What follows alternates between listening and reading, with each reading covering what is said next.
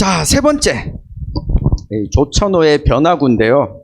왜 변화구냐? 돌직구는 하면 안 된다. 이 정당은 문제가 있다. 그리고 녹색정의당은 합니다. 이런 걸 합니다. 이야기해 주셨는데 아무래도 정치에 입문하신 지는 얼마 안 됐기 때문에 네. 정치에 대한 이야기를 좀 여쭤봐야 될 것 같습니다. 녹색정의당 1호 인재 영입이었는데 보통 네. 1호 인재 영입이면 좀 예. 앞순번에 가야 예. 되는데 예. 그러니까 비례대표 순번은 8번입니다. 예. 이게 후순번을 원했다 라고 이야기가 나오는데 왜 이 8번에 가시게 된 겁니까? 저는 뭐 5년 전에 제 이제 국립기상과학원 때 제가 딱 30년 근무를 하고 이제 은퇴를 했는데요. 그리고 나서 저는 제가 연구자로서 국립기상과학원에 그래도 원장까지 꼭대기까지 가봤고, 저는 이것으로 저는 나의 마지막이다라고 그렇게 공적인 자리는 마지막이다라고 그렇게 생각을 했어요. 그리고 은퇴를 하면서는 다시는 이제 선수로 뛰지 않고 항상 뒤에서 응원을 하는 사람이 돼야 되겠다. 그렇게 이제 생각을 했는데, 근데 이제 지금 이 기후위기 대응 자체가 굉장히 좀 이게 오히려 막 후퇴를 하려고 하는 지금 이제 이런 상황이고, 그래서 그런 측면에서 이 기후 정치 뭐 이런 거를 이제 함께 이제 고민을 하는 그런 모임이 있었고, 거기에 지금 이제 녹색정의당 두 분의 그 대표가 김준우 대표, 김찬희 대표가 와서 좀 이런 이제 비례대표가 돼서 좀 이게 이런 당을 지원한다, 지지한다라고 하는 거를 좀 보여줬으면 좋겠다. 그래서, 뭐, 죽으면 다 썩을 뭐, 야, 이거라도 해야지.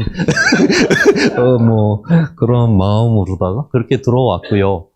그리고 들어와서 보니까, 굉장히 이 비례 후보가 너무나도 뛰어난 거예요. 특히 이제, 그 기후 쪽으로다가는 이제 2번을 받은 이제 허순교 후보 같은 경우, 제가 이제 당원은 아니었지만 녹색당에 가서 많이 놀았거든요. 그래서 이제 뭐, 근데 굉장히 거기서 그 사무처에서 젊은 친구인데 굉장히 차분하게 굉장히 열심히 하고, 뭐 학교 시절부터 이런 어떤 생태적인 이런 민주주의를 한번 해보겠다. 그리고 실제로 자기 고향인 저 안동에서 그 풀뿌리의 그 민주주의를 녹색당이라고 하는 그런 깃발을 갖고서 그래도 뭐 16.5% 기초 의원 나와서 18%까지 만들어내는 이런 저력도 보여줬고, 이야, 정말 이거 뭐 저로서는 뭐 상상을 못할.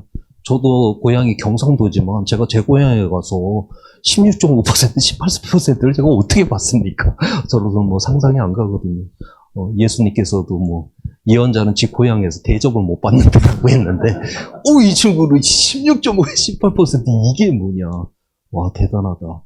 이거 어떻게 이런 친구들을 좀 잘 먼저 위로 좀 올려봐야 되겠다? 뭐 이런 생각으로 또 참여를 한 것도 굉장히 큽니다. 네. 아니, 그래서 뭐, 이 허순교 후보가 2번이지 예. 않습니까? 예. 그러니까 3, 4번은 경쟁 명부였기 예. 때문에 예. 경선을 치렀는데, 예. 그러면 이 조천호 박사님이 6번에 가야 되지 않냐? 왜 김준우 대표가 영입 인재를 뒤로 밀고 본인이 앞에 갔냐? 이게 궁금하신 분들이 많을 것 같아요. 그 문제는 김준호 뭐 우리 대표도 굉장히 열정적이고 저보다 한참 어린 친구거든요. 예. 젊은 사람이 저보다 제가 이 국회를 아주 모르는 사람은 아니에요. 제가 이제 국립기상과학원 원장을 했기 때문에 뭐 국감이라든가 이런 때 항상 그 국회 거기 이제 국감장에 가서 그 뒤에 배석을 하면서 이제 앉아 있는 사람이었습니다. 거기 이제 앉아서 이제 국회의원들 이제 발언하는 거 들으면 정말 가짜는 발언도 있고 그래요. 그래서 거기서 제가 피식피식 웃다가 너무 가짜라서 거기 이제 위원장으로부터 그 뒤에 기상청장 뒤에서 그 피식피식 웃고 앉아있는 지금은 국민을 대표하는 국회의원이 말하는데 피식피식 웃어요! 그러면서 야당까지 맞아본 그런 사람이거든요.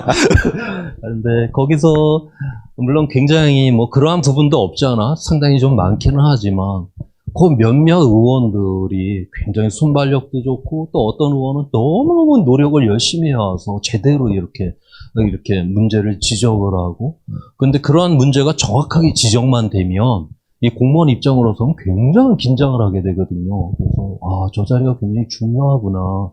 그런데, 그래서 굉장히 이건 좀 젊으면 굉장히 좀 유리합니다.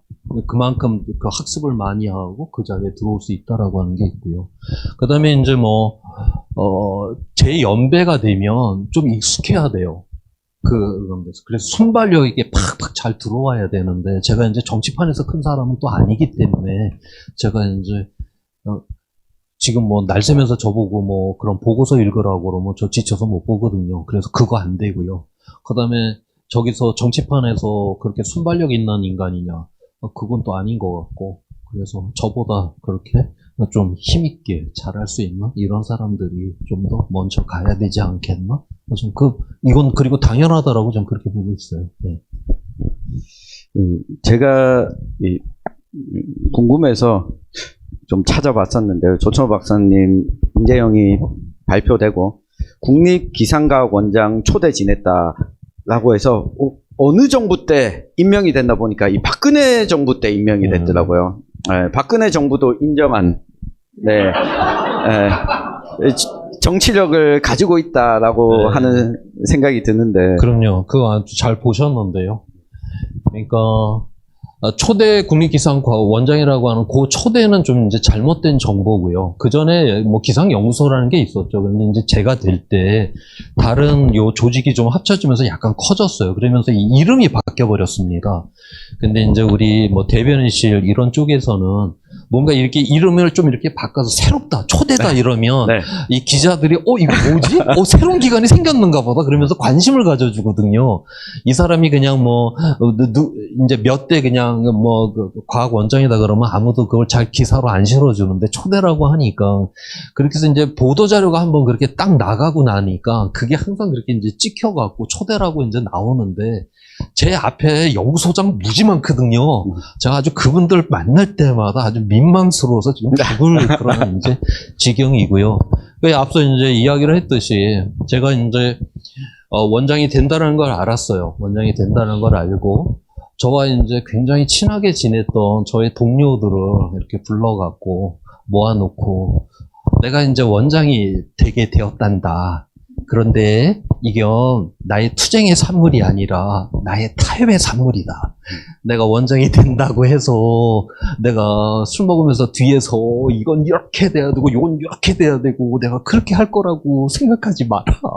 나는 아주 약한 사람이란다. 아무튼 타협의 산물이란다.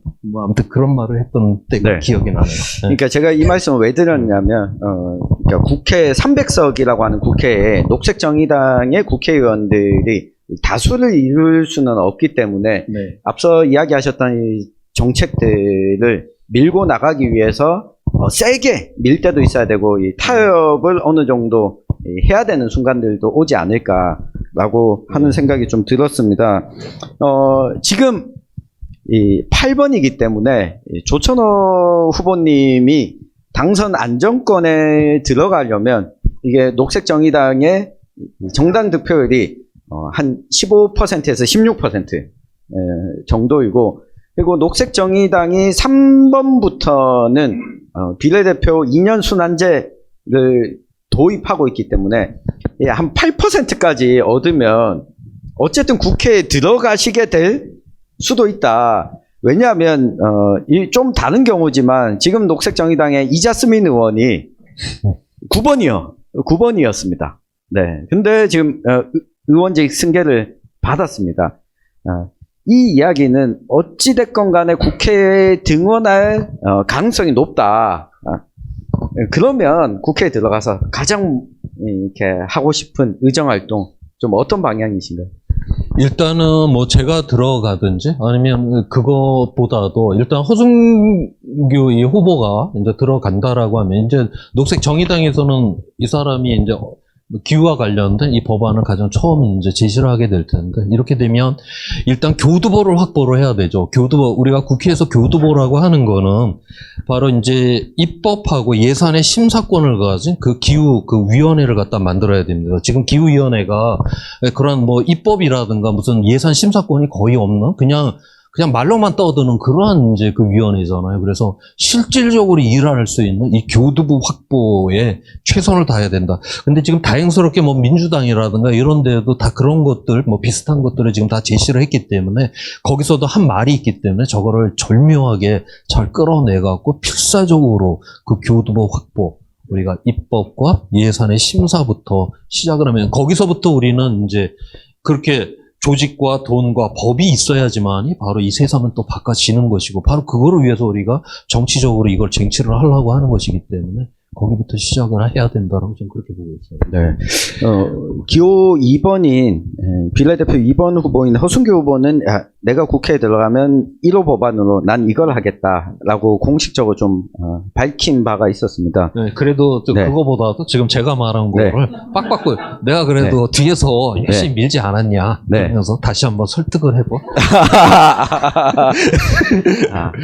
그러면 이게 허순교 후보가 국회 먼저 들어가서 하고 아니 있는 그게 안 되면 뒤에 가갖고 네. 그런 거 위원회 만들어 놓은 네. 거 갖고는 안 되죠. 네. 앞에다 잘 만들어 놓고 단단하게 해야지. 네. 거기 가서 제가 이제 의자에 앉아서 저는 이제 서류를 봐가면서 이제 네. 일을 하는 거고 네. 앞에서 누군가 아무튼 엎어지고 뭐 자빠지면서라도 그런 거는 하나 만들어 주면 뒤에 가서 잘해보도록 하겠습니다. 네. 어쨌든 그 국회의원이 된다고 보시는 거죠. 그렇죠. 그래서 네.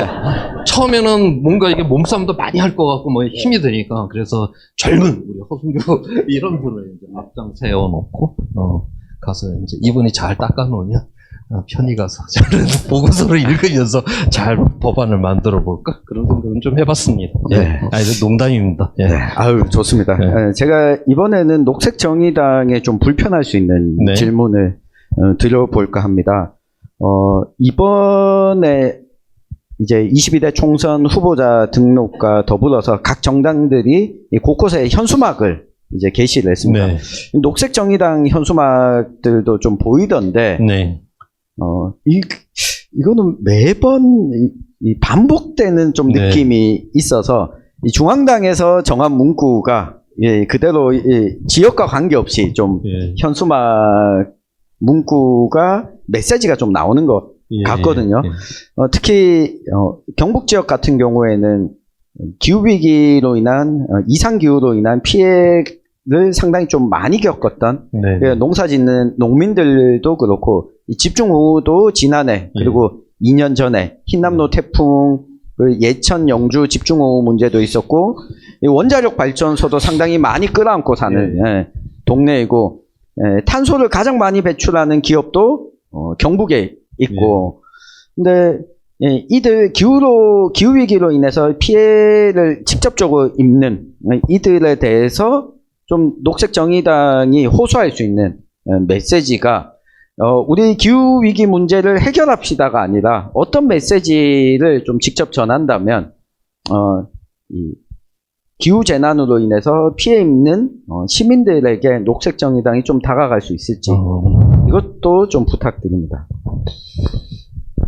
제가 이제 이 어떤 지역적인 이제 현안에 대해서는 제가 이제 굉장히 약한 사람이고요. 그렇기 때문에 우리 당에는 그 다양한 사람이 있고 이 지역을 또 잘 맡고 있는 허순교라고 하는 또 그런 후보도 있고요. 아까 뭐 그런 지역의 그런 어떤 그 대중의 교통망이라든가 이런 것도 다 그거는 우리 허순교 후보가 굉장히 강하게 이야기를 해갖고 다 그런 것들이 다 지역에 있는 사람이기 때문에 그런 걸 또 잘 보기 때문에 그런 게 이제 다 반영이 된 것이고요.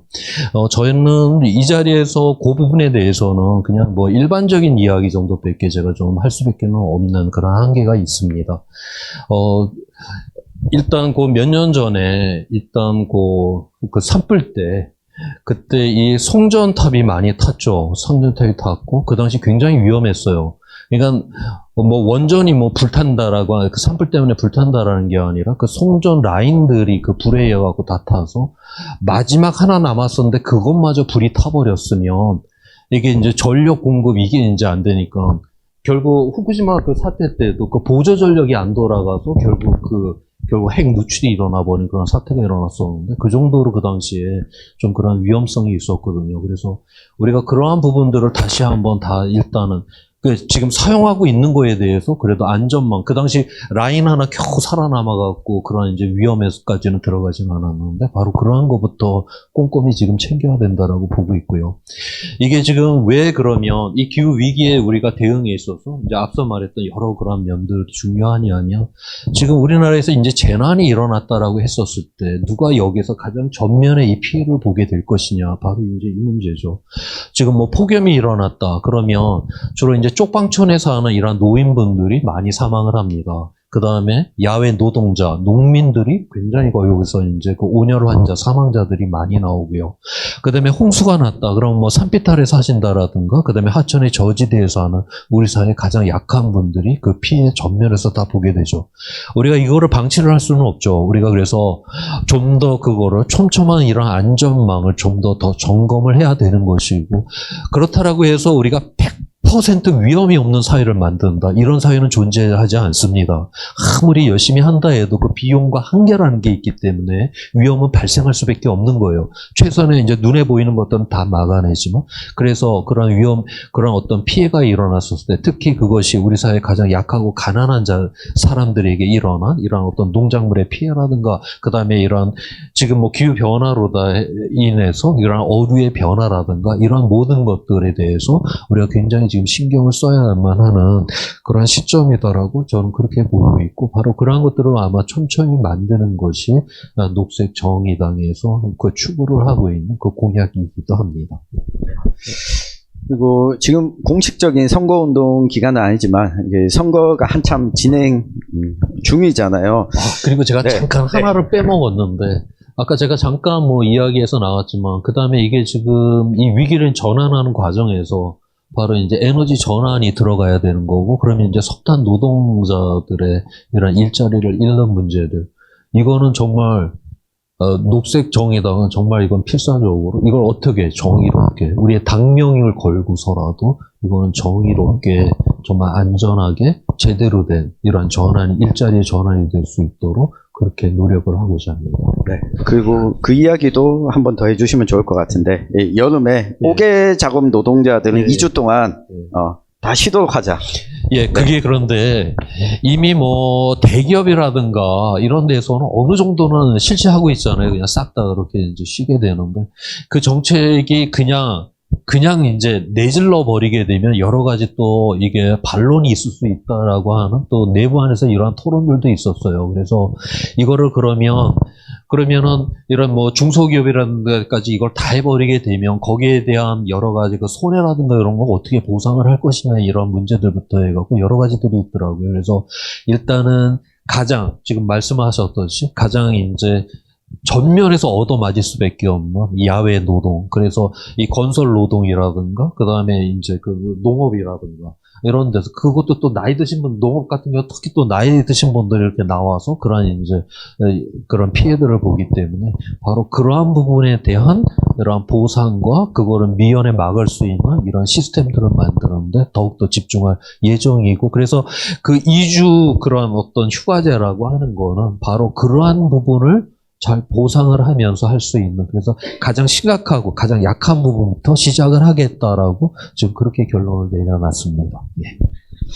네, 저도 이 공약을 들으면서 사실 경북 지역의 지난해 온열 질환 사망자들 상당수가 70세 이상의 야외에서 농사 일을 하러 나갔다가 사망하신 경우들이 상당히 많았는데, 이 경우에는 대부분 이 농업이라고 하는 게, 농사라고 하는 게 때를 놓치게 되면 피해를 입게 되는 경우가 있다 보니까 나갈 수밖에 없게 되는데, 지금 2주 동안 만약에 휴가제를 실시한다면 일종의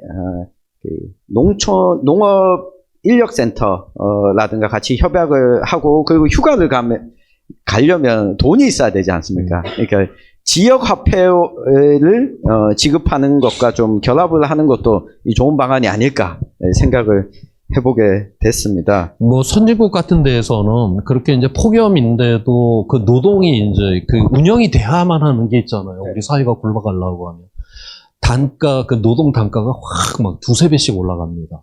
그러한 이제 그 열악한 여건에서 그러면 이제 젊은 사람들 같은 경우는 그래도 좀 견뎌낼 수가 있기 때문에 그래서 그러한 어떤 보상의 그러한 또 시스템들도 또 도입을 해갖고 바로 이러한 문제들을 우리 사회가 함께 해결을 해야 된다고 그렇게 보고 있어요. 네. 자, 준비한 마지막 질문인데요.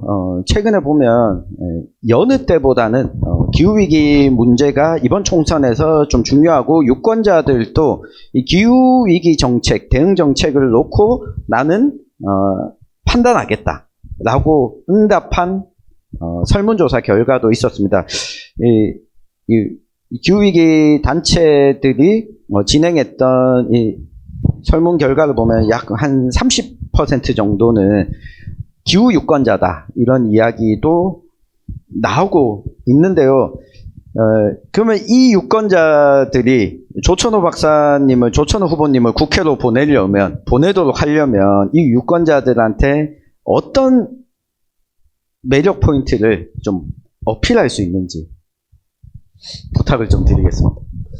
저는 이제 그 질문으로 이제 그 이야기를 하면서 그 이제 3명 중에 1명은 이제 기후 유권자다. 다시 말해서 이제 공약을 보고서 이제 그 투표할 용의가 있다라고 하셨던 분들인데, 자, 아까 이야기를 했듯이, 아무튼 광화문 그 트럭에 올라가서 연설을 하면서, 아니, 기후 유권자 뭐 3명 중에 1명이 있는데 다 어디 갔나. 뭐 아무튼, 뭐 그렇게 막 헛생각해서 아무도 눈을 안 마주치니까 막 이렇게 막 헛생각 하다가 막 말이 꼬여갖고 막 말 까먹고 막 딴 말하고 막 이러다가 그냥 내려와 버렸는데, 저는 꼭 그러한 공약뿐만이 아니라, 그러한 조사뿐만이 아니라, 이런 자연과학 쪽에서 뭐 인간의 이타성에 대한 조사라든가 이런 연구들이 굉장히 많이 있는데, 의외로 우리 인간은 그 본성 자체가 뭐 성선이냐 성악이냐 뭐 이렇게 이야기하는데, 자연과학에서는 그 뭐 본성 속성이 뭐 선악이냐 성선이냐 이런 거는 없어요. 다만 퍼센테이지로 따져보면 상당히 절반 이상의 사람들이 그래도 나의 일부를, 내 이웃을 위해서 뭔가 나눌 용의가 있다라고 하는 거를 그렇게 갖고 있다라고 하는 게 거의 연구 결과예요. 그래서 분명 그 다음에 이 기후위기를 대응한다라고 하는 거, 자기가 많고 화석연료 쓰면서 이렇게 펑펑거리고 살면 편하고 좋을 텐데, 그래도 이거를 대응하는 약간 불편해질 수 있다라고 하는 거를 생각을 하면서도 여기에 나의 그 표를 던지겠다라고, 굉장히 좋은 마음들이죠. 그런 분들이 상당히 많이 있다. 다만 저는 그래서 우리가 이 기후위기를 통해서 보다 더 나은 세상을 향해서 갈 수 있는 이러한 어떤 토양 자체는 굉장히 기름지다라고 그렇게 보고 있어요. 다만 우리가 이걸 이제 싹을 틔워야 되는데, 아직 이제 저 같은 사람이 제대로 된 이 씨앗을 만들지를 못해갖고, 토양은 좋은데 이것이 아직 그렇게 이제 드러나지 않는가. 그래서 지금 이 기후위기에 이쪽에 좀 이런 활동을 하시는, 그 다음에 저처럼 뭐 이런 거를 연구를 하는 이런 사람들의 분발이 더욱더 필요하다. 우리가 뭐 그 촛불혁명이 일어나기 전에, 그 전까지 우리 사회가 얼마나 깝깝하고 답답했습니까? 그런데 어느 순간에 그 촛불의 혁명으로다가 세상이 그렇게 바뀌어졌잖아요.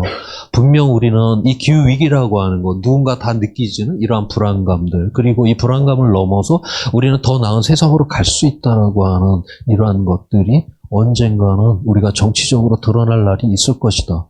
다만 이제 저 같은 사람이 제대로 이제 못해서 이게 이런 어떤 폭발력을 갖고 있지 못한다. 좀 그렇게 보고 있고, 여기에서 저의 분발, 저의 노력이 더욱더 필요하다. 저는 항상 그렇게 생각하고 있습니다.